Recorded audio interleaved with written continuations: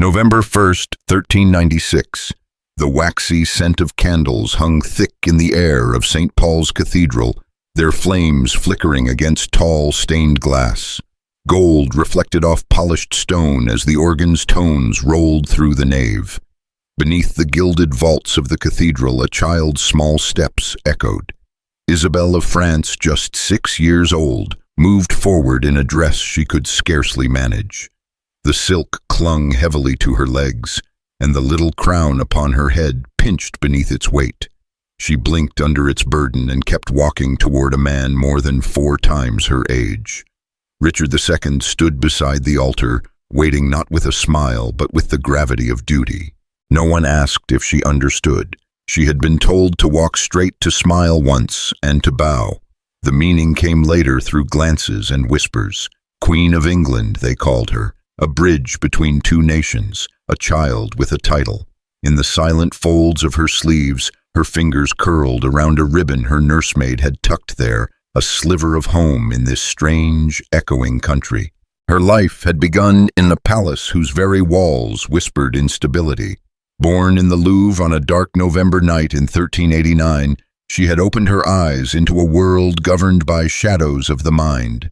Her father, King Charles VI of France, suffered from terrors no physician could ease. At times he looked through her muttering nonsense or shrieked down marble halls, believing himself made of glass. Once he struck a servant for merely touching his sleeve. She remembered him not as a ruler but as a ghostly figure pacing alone. Her mother, Isabel of Bavaria, rarely lingered. Perfumed and radiant, she glided from room to room with courtiers trailing in her wake. Isabel would watch her go and be left again with the nurses, with the tight smiles and closed doors. Her mother loved France, or perhaps only power. Her daughters were not daughters, they were instruments, currency. "One day you will wear another country's crown," Isabeau had once said, adjusting Isabel's hair. The girl had flinched not at the words, but at the sudden intimacy of her mother's hand. The days in England passed slowly after the wedding. The court moved like a dream she couldn't interpret. Voices spoke around her, not to her. She spent hours in the nursery of a foreign palace, reading aloud in the French she still preferred, while English nurses smiled and pretended to understand. The king, kind enough in public, visited only when protocol required it. He gave her a lapdog and a carved box of perfumed soaps, and then left her alone again. At night she stared at the fire until sleep took her. "Your Majesty," they called her, though she had no duties, no voice, and no place to grow. Then one morning in 1399 everything shifted. The king was gone, overthrown by Henry Bolingbroke. The court splintered in whispers and hurried departures. Isabel, now 10 years old, stood beside her ladies as the new order declared her a widow. No one wept. It was all procession scrolls and signatures. She watched the windows of Windsor grow small behind her carriage. France called her home, but she returned not as a girl, nor as a queen. She was something quieter, something grayer. The Louvre no longer felt like hers. Her mother had grown harder, her father more lost. Isabel drifted through tapestried chambers where courtiers eyed her with calculation. Suitors arrived again, more games of diplomacy. But it was Charles of Orleans who offered something else. He was kind, younger than Richard had been. He listened when she spoke. Their marriage, arranged as always, became something rare, a quiet accord. There were days she laughed. They would read poetry together by candlelight or walk the garden paths without speaking. For the first time she felt herself unfolding, not queen, not pawn, just a woman with a hand in hers. She was only 20 when her body began to fail. The child she carried came too early, and the labor lasted longer than the day. Pale and still beneath layers of linen, she did not rise again. Her breath, which had once caught in awe at the rose windows of a foreign cathedral, faded like the echo of organ notes after the doors have shut. The candles still burned in chapels across France and England. Chroniclers wrote her name in margins wrapped in lineage and alliances. But her ribbon still lay folded in a carved box, and somewhere her husband lingered in a garden alone. She felt the weight of velvet too heavy for her shoulders. The stiff embroidery scratched at her neck as she stood unmoving beneath the looming tapestries of the Louvre. The hall echoed with voices not meant for her to understand, low, serious discussions between men whose glances occasionally flicked toward her like appraising merchants at market. Her name was spoken often but rarely to her, Isabel. At 6, she only knew that she was leaving, not why. The day of her departure, the sun was caught in a rare moment of Parisian clarity, gilding the marble floors as she bent to pet her dog. He was to come with her for comfort, one of the women had said, smoothing Isabel's hair while avoiding her eyes. Her mother's farewell was practiced and brisk, as if it had been rehearsed. Isabel of Bavaria's kiss was dry and cold. Charles VI, her father, in one of his fleeting, lucid spells, clutched her small hand and murmured blessings through trembling lips. His madness did not touch him that day, but she barely recognized him beneath his tears. The journey across France and then over the Channel unfurled in days dense with spectacle. Her litter was swathed in gold thread and flanked by guards on horses, whose hooves clattered like drums through each town. People bowed through flowers and shouted her name, though she sometimes covered her ears at the din. They called her La Reine, but no one explained what that meant to a child who still slept with her favorite doll beneath her pillow. In Calais, the wind whipped her cheeks pink, and she squeezed her dog tighter, longing for the warm corners of the Louvre nursery. In England, the air smelled different, saltier, colder. London loomed before her with its tall spires and streets lined with faces she could not read. The wedding, they said, was to be the grandest of its kind. At St. Paul's Cathedral, the altar was a sea of intertwined French and English banners, the flickering candlelight painting everything gold and crimson. Music poured like incense through the arches. A man nearly 3 decades her senior placed a heavy ring on her tiny finger. She had to raise her arm unnaturally high for him to see her hand. Richard II wore a crown that seemed to dim the room. When he looked at her, he did not smile. She was taught to speak the language, to bow, to walk behind. Her tutors called her bright. Her attendants said she was sweet. But in the quiet hours, she cried into embroidered pillows that smelled of foreign lavender. She missed the nurse who had sung to her in Provençal. She missed her little brother's sticky hands and her dog's breath against her cheek at night. Richard spoke to her softly, but not often. He gave her gifts books she could not yet read, and gowns too grand to play in. She wondered if he was lonely too. 4 years passed. She turned 10, the winter England turned on its king.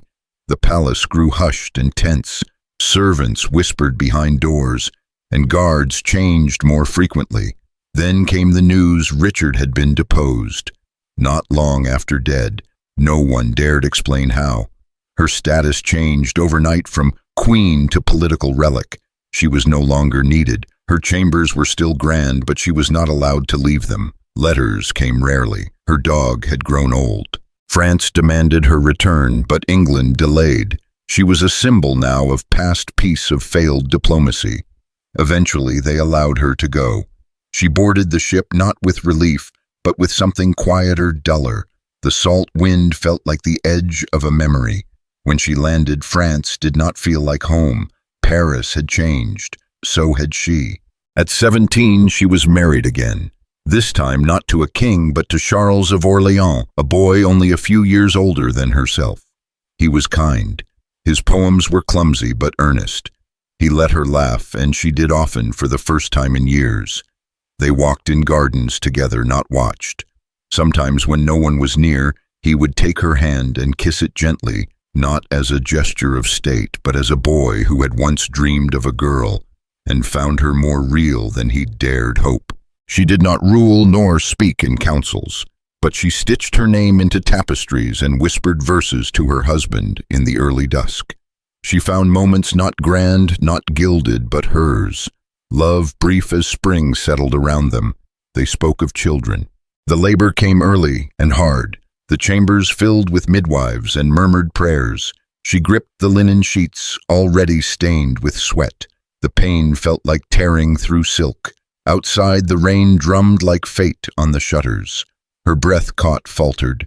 The child survived. She did not.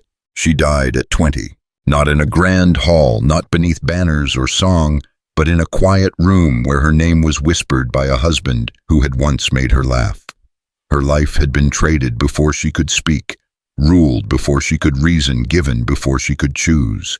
And yet within it, between the ceremonies and treaties beyond the crowns and corridors, there were stolen moments of childhood, of brief love, and of something like peace. The linen felt stiff beneath her small hands. It smelled of incense and old wood.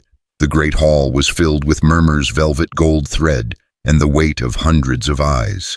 She was 6, and the English king stood beside her grave, and courteous, a man almost 5 times her age. He spoke softly, avoiding her gaze. His voice, though kind, seemed swallowed by the vaulted ceiling.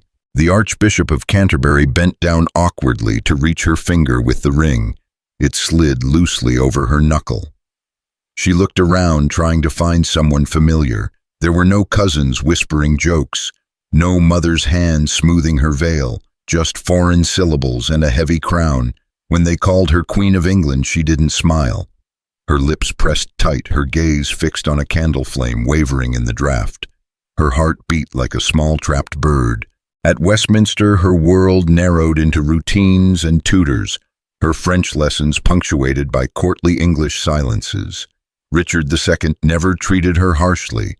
He gave her gifts, permitted her to keep her dolls, and sometimes sat with her as she practiced music. He patted her head once awkwardly, like a father trying to soothe a restless child. "You'll be quite the lady of court," he told her. She didn't know how to answer. In her private rooms, perfumed with lavender and smoke, she missed the sound of Paris rain, the rhythm of her nurse's lullabies. Autumn 1399 came with a chill deeper than the stone walls. Richard was gone, overthrown, imprisoned, then murdered in the northern shadows of Pontefract. She learned of it from a whisper behind a door and a servant who cried while folding her gowns.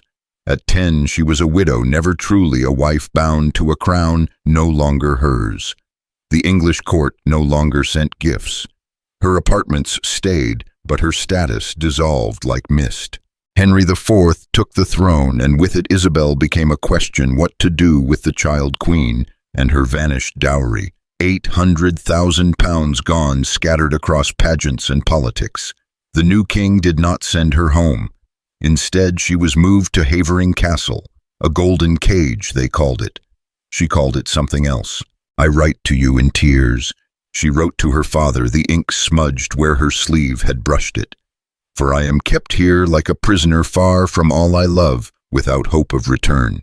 Her handwriting, once round and neat, had grown thin and rushed. In those letters, the child began to vanish, replaced by a girl who understood bargaining and the language of refusal. 3 years passed before Charles VI, in one of his lucid moments, insisted she be returned. Even then, it took months of diplomacy to cross the Channel. By the time she stood again beneath the pale stones of the Louvre, she was 12.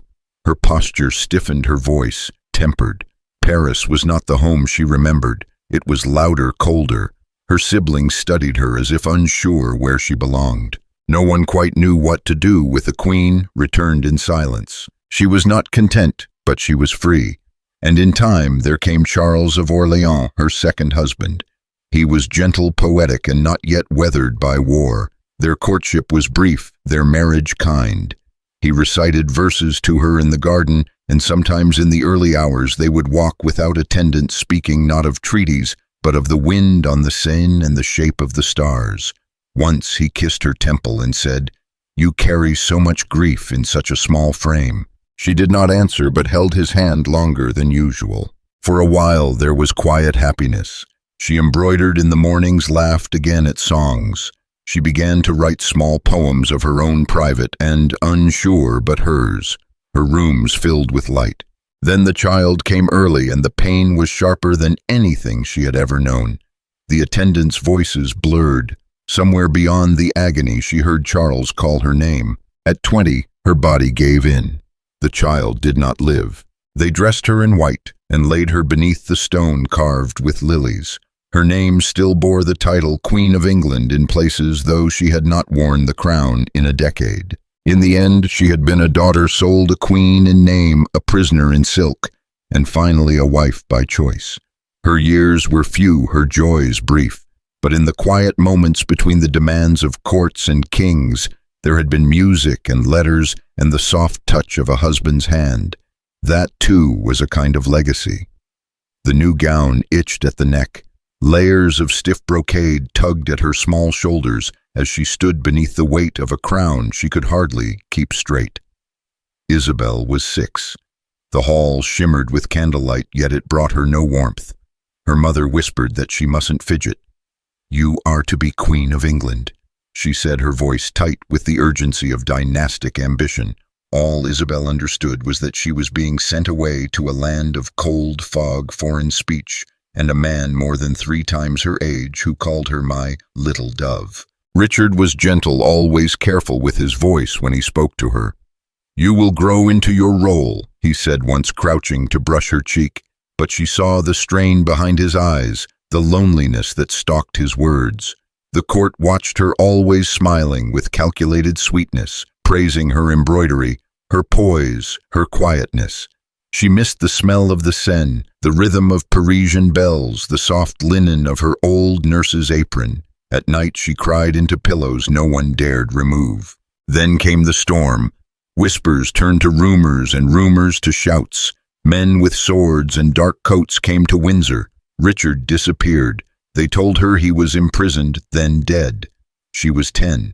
A widow, they said, though she had never once shared a bed, never known what it was to be wife or woman. They sent her home draped in royal blue, her crown packed in velvet, useless now. Back in France, everything felt smaller, quieter, except the burden that had thickened her silence. Years passed.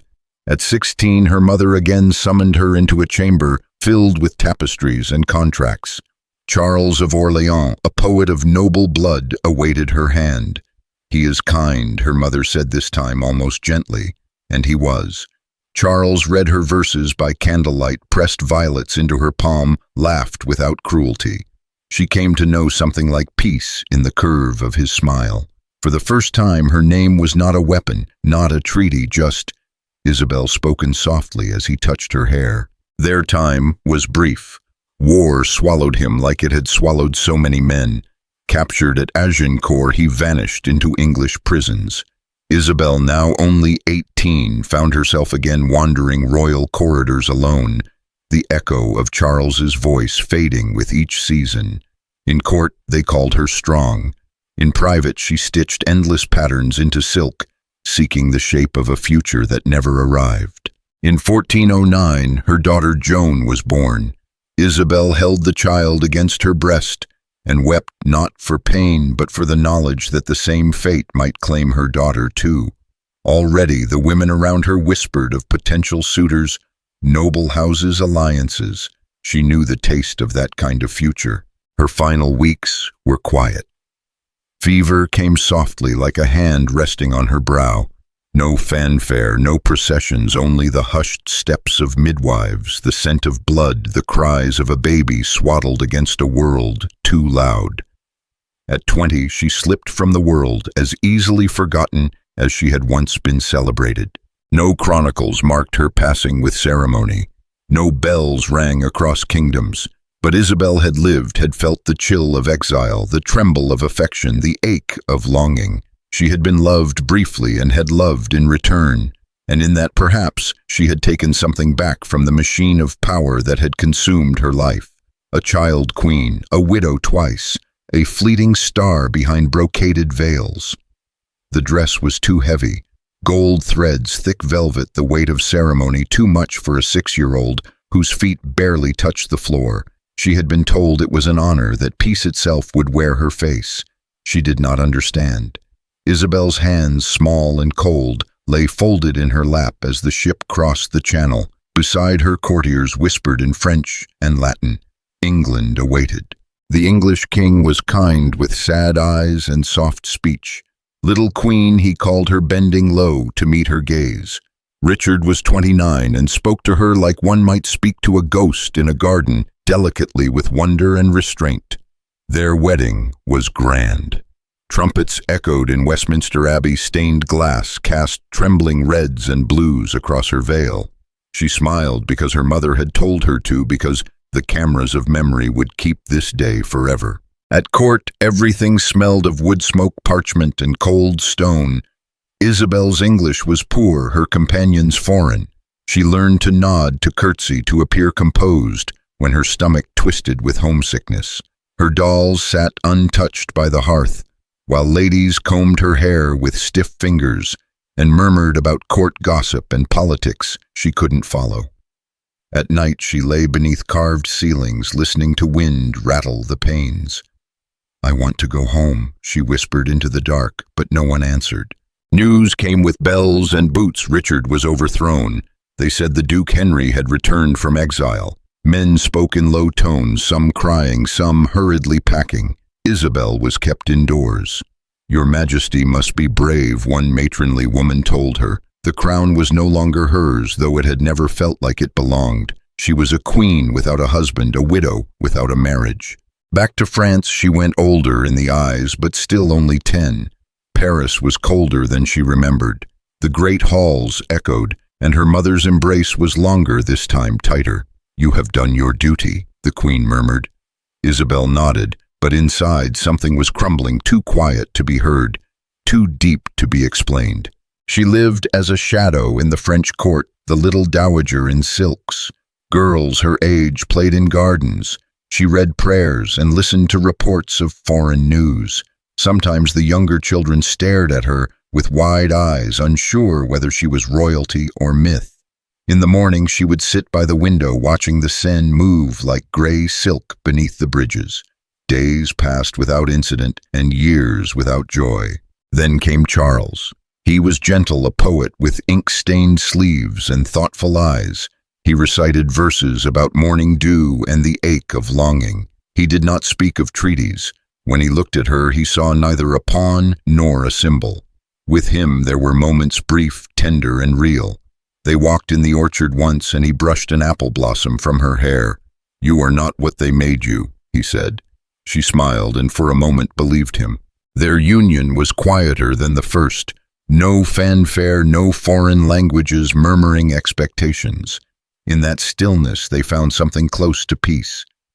When she was with child, Charles kissed her hands and spoke of futures. He had plans for lullabies, songs that would make their child laugh. But the pain came early and would not relent. Midwives moved in whispers, the chamber thick with candlelight and fear. She clenched the sheets, remembering Richard's distant kindness, her mother's long silences, Charles's warm hands, the bitter scent of birthing herbs.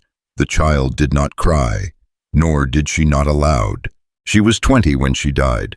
The bells of Blois tolled for a princess, a queen, a wife. But in truth they tolled for a girl who had only briefly been allowed to live for herself.